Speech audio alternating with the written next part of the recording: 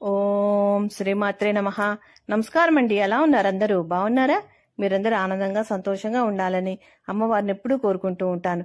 ధాత్రితో Lakshmipriya creations కు స్వాగతం. ఈ రోజు కూడా ఒక మంచి వీడియోతో వచ్చేసాను. కార్తీక మాసము దీపావళి మరుసటి రోజు నుంచే మొదలవుతుంది. కార్తీక మాసం అన్ని మాసాలలోకెల్లా విశిష్టమైనదని మొట్టమొదట వశిష్ఠ మహర్షి జనక మహారాజుకి చెప్పాడని పురాణాల ద్వారా తెలుస్తున్నది. నా కార్తీక సమామాసో నా శాస్త్రం నిగమాపరం నారోగ్యం సముత్సాహం నా దేవః కేశవాత్ పరః. కార్తీక మాసంలోని ప్రతిరోజు పుణ్యమైనదే. ఒక్క రోజుకి ఒక్కొక్క విశిష్టత ఉన్నది. కార్తీక మాసంలో మొట్టమొదటి రోజు శుద్ధ పాడ్యమి. తెల్లవారుజామున స్నానం చేసి కార్తీక మాస వ్రతాన్ని నిర్విఘ్నంగా చేసేటట్లుగా అనుగ్రహించమని గుడికి వెళ్లి ప్రార్థించి సంకల్పం చెప్పుకొని ఆకాశ దీపాన్ని దర్శించుకొని రావాలి. మొట్టమొదటి రోజు అదే ఇంట్లోనే తులసి దగ్గర దీపాలు వెలిగించి ఆకాశ దీపం వెలిగించే వీలుంటే వెలిగించాలి. వాళ్ళు ఇంట్లోనే ఒక పళ్ళెంలో నీళ్ళలో అరటిడొప్పలో ఒత్తులు వేసి దీపాలని వదలాలి. కార్తీక మాసం మొదటి రోజు శుద్ధ పాడ్యమి. ఈ రోజు నిషిద్ధాహారము ఉల్లి, ఉసిరి, ఎంగిలి, చల్లని వస్తువులు తినకూడదు. ఈరోజు పూజించవలసిన దైవం స్వదా అగ్ని. జపించవలసిన మంత్రం ఓం జాతవేదసే స్వదా పతయే స్వాహ. ఈ రోజున చెయ్యవలసిన దానం బంగారము, నెయ్యి. కార్తీక పురాణము 1వ అధ్యాయము. కార్తీక మహత్యము గురించి జనకుడు ప్రశ్నించుట. శ్రీమద్ అఖిలాండ కోటి బ్రహ్మాండ మండలి ఆర్యావర్తమునందు నైమిషారణ్యంలో సౌనకాది మహామునులతో ఒక ఆశ్రమాన్ని నిర్మించుకొని సకల పురాణాలు పుణ్యచరిత్రలను వారికి వినిపించుచు సూత మహాముని కాలము కొనుచున్నాడు. ఒకరోజు సౌనకాది మునులు గురుతుల్యుడగు సూతుని చూచి, ఆర్య, తమ వలన అనేక పురాణాలని, ఇతిహాసాలని, వేదాంగాలని, రహస్యాలని సంగ్రహంగా తెలుసుకున్నాము. కార్తీక మాస మహత్యముని కూడా వివరించి దాని ఫలితమును తెలుపగోరుచున్నాము. కావున మీరు ఆ వ్రతాన్ని గురించి వివరించవలసిందిగా మా కోరిక. అప్పుడు ఆ సూత మహర్షి, ఓ ముని పుంగవులారా, ఒకప్పుడు ఇదే కోరికని నారదుడు సృష్టికర్తయగు బ్రహ్మని కోరగా బ్రహ్మదేవుడు అతనికి విష్ణుమూర్తి, లక్ష్మీదేవికి, సాంబశివుడు, పార్వతీదేవికి తెలియజేసిన విధంగా ఈ కథను మీకు తెలిపెదను. ఈ కథను వినుట వలన మానవులకు ధర్మార్థములు కలుగుటయే కాక ఇహమందును పరమందును సకల ఐశ్వర్యములతో తులతూగెదరు. కనుక శ్రద్ధగా వినండి అని ఇలా చెప్పెను. పూర్వము ఒకానొక రోజున పార్వతీ పరమేశ్వరులు గగనమందు విహరించుచుండగా పార్వతీదేవి, ప్రాణేశ్వర, సకలైశ్వర్యములను కలగజేయనటువంటి సకల మునులు, సకల మానవులు వర్ణభేదములు లేకుండా ఆచరించదగిన శాస్త్ర సమ్మతమైనది సూర్యచంద్రులు ఉన్నంత వరకు ఆచరించబడేది తగు వ్రతాన్ని వివరించండి అనగా అంత మహేశ్వరుడు మందహాసముతో, దేవి, నీవు అడుగుచున్న వ్రతమును సాంబ పురాణమున చెప్పబడి ఉన్నది. దాన్ని ఇప్పుడు వశిష్ఠ మహాముని మిథిలాధీసుడగు జనక మహారాజునకు వివరించబోచున్నాడు. చూడుమని మిథిలా నగరం వైపు అని మిథిల నగరం దిశగా చూపెను. మిథిల నగరంలో వశిష్ఠముని రాకకు జనకుడు సంతోషించి అర్ఘ్యపాద్యాలతో నమస్కరించి కాళ్ళు కడిగి ఆ నీళ్లు తన శిరస్సుపై జల్లుకొన్నాడు. మహాయోగి ముని వర్య, తమరి వల్ల నేను, నా శరీరము, నా దేశము, నా ప్రజలు పవిత్రులమైతిమి. తమరి పాదధూళి చేత నా దేహము పవిత్రమైనది. మీరు ఇటు ఎలా వచ్చిరి, సెలవీయండి అని వేడుకొనగా వశిష్ఠుడు, జనక మహారాజా, నేను ఒక మహా యజ్ఞమును తలపెట్టాను.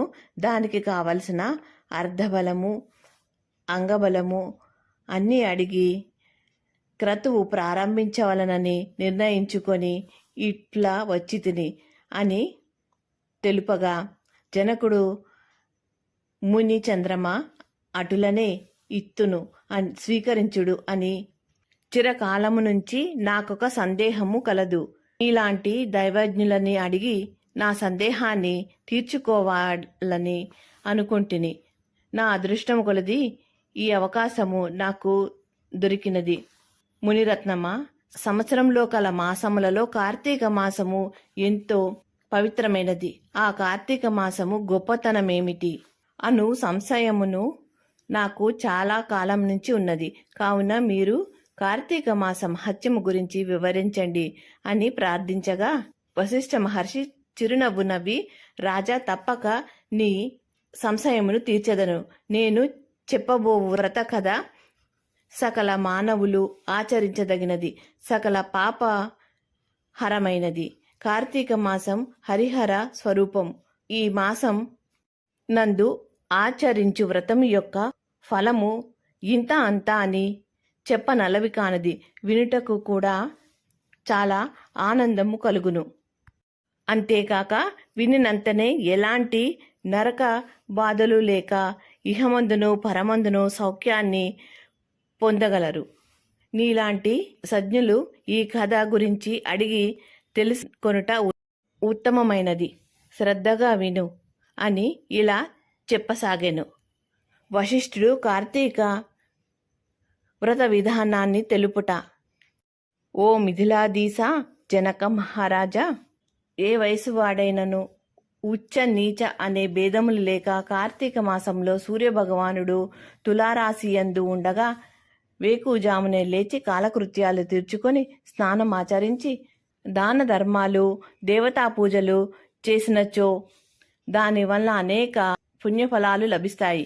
కార్తీక మాసం ప్రారంభం నుండి చేయుచు విష్ణు సహస్రనామార్చన, లింగార్చన ఆచరించాలి.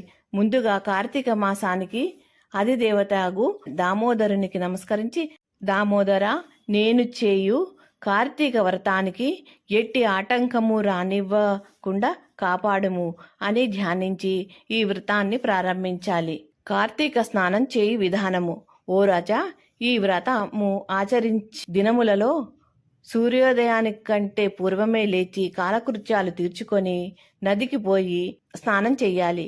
గంగకు, నారాయణునకు, పరమేశ్వరునకు, భైరవునకు నమస్కరించుకొని సంకల్పము చెప్పుకొని మరలా నీట మునిగి సూర్యభగవానుడిని నమస్కరించి అర్ఘ్యపాద్యాలను ఇచ్చి పితృదేవతలకు తర్పణాలు వదిలి వారిని తలుచుకొని గట్టుపైకి 3 దోసిళ్ల నీళ్లు పోయాలి. ఈ కార్తీక మాసంలో పుణ్య నదులైన యమున, గోదావరి, కృష్ణ, కావేరి, తుంగభద్ర మొదలైన నదులలో ఏ ఒక్క నదిలోనైనా స్నానమాచరించిన గొప్ప ఫలితము కలుగును. తడిబట్టలు వీడి మడిబట్టలు కట్టుకొని శ్రీ మహావిష్ణువుకు ప్రీతికరమైన పుష్పాలను స్వయంగా కోసి తెచ్చి నిత్య ధూపదీప నైవేద్యాలతో భగవంతుడిని పూజించాలి. గంధం తీసి భగవానుడికి సమర్పించాలి. పూజ చేయువారు బొట్టు పెట్టుకొని తర్వాత అతిథి అభ్యాగతులను పూజించాలి. తర్వాత తమ ఇంటిలో గాని, దేవాలయంలో గాని లేదా రావి చెట్టు క్రింద గాని కూర్చొని కార్తీక పురాణం చదవాలి. సాయంకాలం సంధ్యావందనం ఆచరించి శివాలయమునందు గాని, లింగాలయమునందు గాని లేక తులసి కోట వద్ద గాని దీపారాధన చేసి శక్తిని బట్టి నైవేద్యాన్ని సమర్పించి అందరికీ పంచిపెట్టి తాను భుజించవలెను. మరునాడు వృష్టాన్నముతో భూత ప్రీతి చేయవలెను.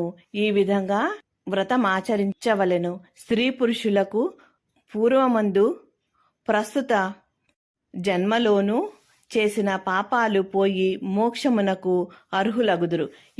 ఈ వ్రతము చేయటానికి అవకాశం లేనివారు వ్రతము చేసిన వారలను చూచి వారికి నమస్కరించినచో వారికి కూడా అంతే ఫలితము లభిస్తుంది.